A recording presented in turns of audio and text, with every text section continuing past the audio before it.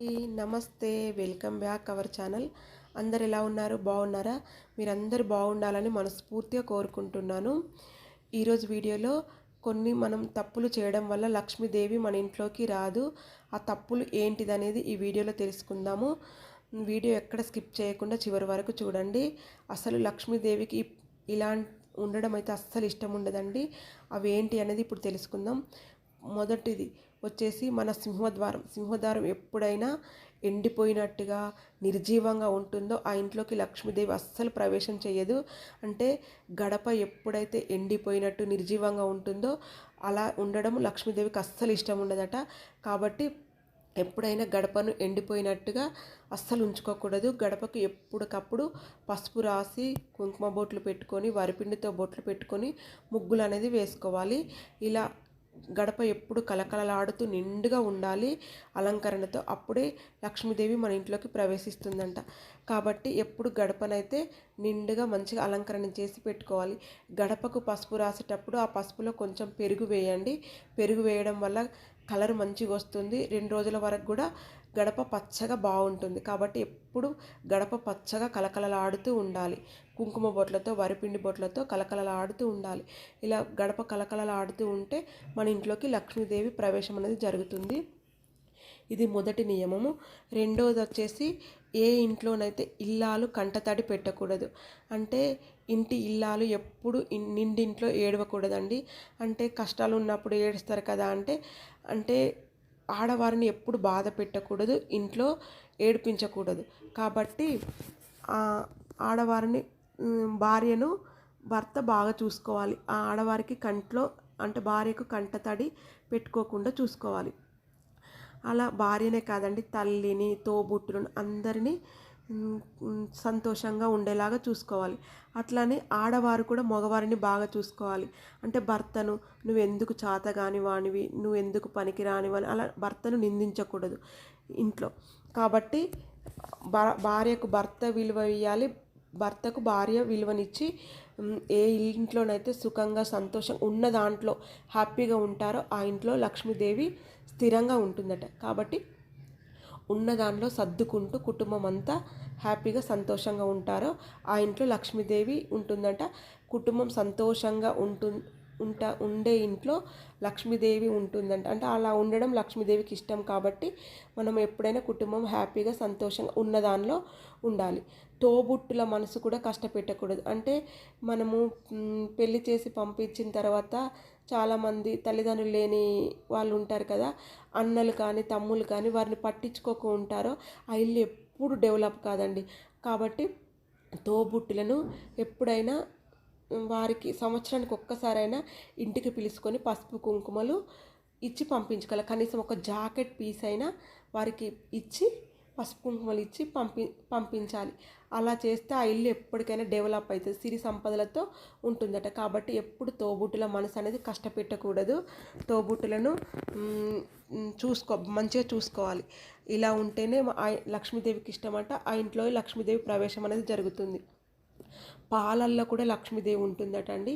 కాబట్టి పాలను కూడా మనం పొదుపుగా వాడుకోవాలి. పాలను వేస్ట్ అసలు చేయకూడదు, పొదుపుగా వాడుకోవాలి. పాలల్లో కూడా లక్ష్మీదేవి ఉంటుంది. పువ్వుల్లో కూడా లక్ష్మీదేవి ఉంటుందంట. కాబట్టి పూలను కూడా మనము ప్రతి పువ్వును దేవుడి పాదాల వద్దనైనా ఉంచాలి, లేదంటే చెట్టు మీదనైనా ఉంచాలి. కానీ వాటిని కోసి అక్కడిక్కడ పడేయొద్దు. దేవుడికైతే పూలను కోసి సమర్పించాలి. వీటిలో కూడా లక్ష్మీదేవి ఉంటుందంట. ఇంటి ముందు ముగ్గు, ప్రతి ఒక్కరమైతే ఇంటి ముందు ముగ్గు అనేది వేసుకోవాలండి.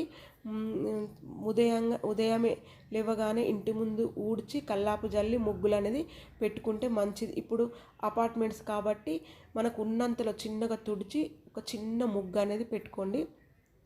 ఈ ముగ్గు ఏ ఇంటి ముందైతే ముగ్గు వేసి ఉంటుందో ఆ ఇంట్లోకి లక్ష్మీదేవి వస్తుందంట. అశుభం జరిగిన ఇంటి ముందే ముగ్గు అనేది ఉండదండి.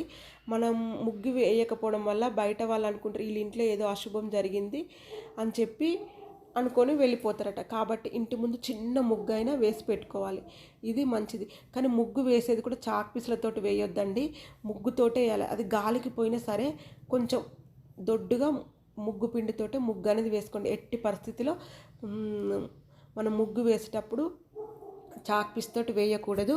మీరు వేసే ముగ్గులో కొంచెం సాల్ట్ కలుపుకోండి, మంచిది. సాల్ట్ కలుపుకొని ముగ్గు అనేది వేసుకోండి. మెత్తటి సాల్ట్ ఉంటుంది కదా, అది కలుపుకోండి ముగ్గులో, మంచిది. అలా ముగ్గు అనేది ఇంటి ముందు ఖచ్చితంగా వేసుకోవాలి. ఇంట్లో పసుపు ఎప్పుడు నిండుగా ఉండాలండి. అంటే పసుపు కానీ బియ్యం కానీ మొత్తం పూర్తిగా అయిపోయేదాకా ఇంట్లో పెట్టుకోకూడదు. అంటే ఇప్పుడు మనకు బియ్యం ఉన్నాయి అనుకోండి, 2-3 కేజీలు ఉండంగానే మళ్ళీ మనం బియ్యం అనేది తెచ్చుకోవాలి. మొత్తం డబ్బా ఖాళీ అయ్యేంత వరకు అయితే మనము ఉండకూడదు. బియ్యం కొన్ని ఉండంగా, ఇవి ఖచ్చితంగా మనం కొనుక్కోవాలి కాబట్టి కొన్ని ఉండంగానే ముందే బియ్యం అనేది తీసుకొచ్చుకోవాలి. పసుపు కూడా పూర్తిగా డబ్బా ఖాళీ అయ్యేదాకా ఉండకూడదు. కొంచెం పసుపు ఉండంగానే మళ్ళీ పసుపు అనేది మనం తీసుకొచ్చుకోవాలి. అలా ఎప్పుడు బియ్యము, పసుపు, ఉప్పు, కారం ఇవి కొంచెం నిండుగా ఉండాలండి. మొత్తం పూర్తిగా అయిపోయేదాకా మనము ఇంట్లో పెట్టుకోకూడదు. చూసుకొని ముందే జాగ్రత్త పడాలి. ఎప్పుడైనా శుక్రవారం రోజు డబ్బులు ఎవ్వరికి ఇవ్వకూడదండి. డబ్బును మనము శుక్రవారం రోజు అస్సలు బయటికి పంపించకూడదు. ఏదైతే అందరికీ తెలిసిన విషయమే కదా, మన పెద్దలు కూడా అందరు ఈ విషయాన్ని ఇప్పటికీ పాటిస్తున్నారు. కాబట్టి డబ్బులు అనేది శుక్రవారం రోజు బయటికి పంపించకూడదు. మనం భారతీయులము డబ్బును ఒక లక్ష్మి స్వరూపంగా చూసుకుంటాం కాబట్టి లక్ష్మీదేవికి గౌరవం ఇస్తేనే మన ఇంట్లో డబ్బు అనేది నిలుస్తుంది. కాబట్టి శుక్రవారం రోజు అసలు డబ్బును బయటకు అనేది పంపించకూడదు. ఒకవేళ మనం శుక్రవారం ఎవరికైనా ఇవ్వాల్సి వస్తుంది అనుకోండి, ముందు రోజే ఇచ్చుకోండి. ఒకరోజు ముందు ఇస్తే సరిపోతుంది కదా, ఏం కాదు. కాబట్టి ముందే చూసుకోండి. మనం ఏదైనా వస్తువులు కొనుక్కోవాలనుకున్నా కూడా ముందు రోజే తీసుకొచ్చుకొని పెట్టుకోండి, లేదంటే శనివారం తీసుకొచ్చుకోండి. కానీ ఎట్టి పరిస్థితుల్లో శుక్రవారం రోజు డబ్బు అనేది బయటికి పంపించకూడదు. మరీ ఇక అవసరం వస్తే తప్ప శుక్రవారం రోజు డబ్బునైతే ఇంట్లో నుండి ధనాన్ని బయటికి పంపకూడదు. ఇలా పెట్టుకోవాలి. ఇంకా తొలి సంధ్య మలి సంధ్య అంటారు కదా, 6 తర్వాత మనము మంచం పైన పడుకోకూడదండి. మళ్ళీ సూర్యాస్తమం జరిగేటప్పుడు కూడా మనం మంచం పైన పడుకోకూడదు. మనము సూర్యోదయం కంటే ముందే నిద్ర లేవాలి. సూర్యాస్తమైన తర్వాత అస్సలు పడుకోకూడదు. అంటే ఉదయం 6 గంటల లోపు లేవాలి. మళ్ళీ సాయంత్రం 5:30-6 గంటలకు అస్సలు పడుకోకూడదు. ఇలా ఉండాలి. అస్సలు సాయంకాలం పూట నిద్ర అనేది పోకూడదు. అన్నాన్ని కూడా పడేయొద్దండి. అంటే మనం గిన్నెలు వండి పడేయడము. ఇంకా ఇంట్లో చాలామంది అన్నాన్ని వృధా చేస్తారు.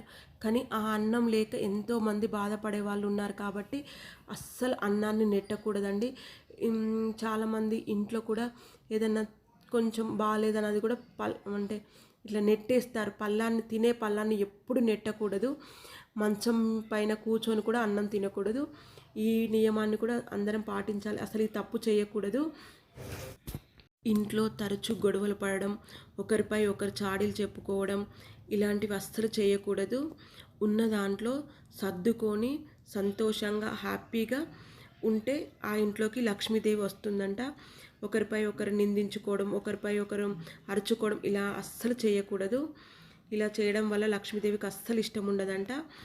ఇంకోటి మెయిన్ విషయం వచ్చేసి, కుటుంబం అంతా కలిసి మెలిసి ఒక్క పూటైనా సరే అండి, అది ఉదయం కానీ అంటే మధ్యాహ్నం కానీ అందరూ వర్క్ చేసుకొని ఈవినింగ్ వస్తారు కదా, సాయంకాలం రాత్రి భోజనం చేసేటప్పుడైనా కుటుంబం అంతా కలిసి మెలిసి సంతోషంగా భోజనం చేస్తే కూడా లక్ష్మీదేవికి ఇష్టమంట. కాబట్టి ఒక్క పూటైనా సరే అండి కుటుంబం అంతా కలిసి హ్యాపీగా భోజనం అనేది చేస్తే చాలా మంచిది. ఇలా చేయడంలో కూడా లక్ష్మీదేవికి ఇష్టమంట. కాబట్టి ఎప్పుడైనా ఒకరిపై ఒకరు అరుచుకోవడం, గొడవలు పడడము, ఇంట్లో ఎక్కడ వస్తువులు అక్కడ పడేయడము, ఇలా ఉండడం అస్సలు లక్ష్మీదేవికి ఇష్టం ఉండదట. కాబట్టి ఈ నియమాలను పాటిస్తూ ఈ తప్పులను అయితే అస్సలు చేయకుండా లక్ష్మీదేవి అనేది అందరికీ అవసరం అండి. డబ్బు లేనిదే మానవ మనుగడ జరగదు. కాబట్టి మనము లక్ష్మీదేవిని గౌరవిస్తూ ఈ పనులైతే చేసుకోండి. ఇంట్లో ఉదయం సాయంకాలం 2 పూటల దీపారాధన అనేది చేసుకోవాలి. ఇంట్లో ఎప్పుడు దీపారాధన చేసుకుంటే మంచిదండి. ఆ ఇంట్లో పాజిటివ్ ఉంటుంది, ప్రశాంతత కూడా ఉంటుంది. కాబట్టి ఉదయం సాయంకాలం 2 పూటల ఇంట్లో దీపారాధన చేసుకుంటే మంచిది. ఈ నియమాలన్నీ మన పెద్దలు పాటించిన నియమాలండి.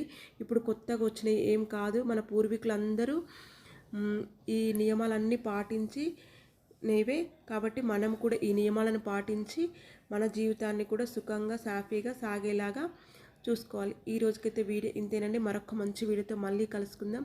Thank you for watching. Please మన ఛానల్ని సబ్స్క్రైబ్ చేసుకోండి.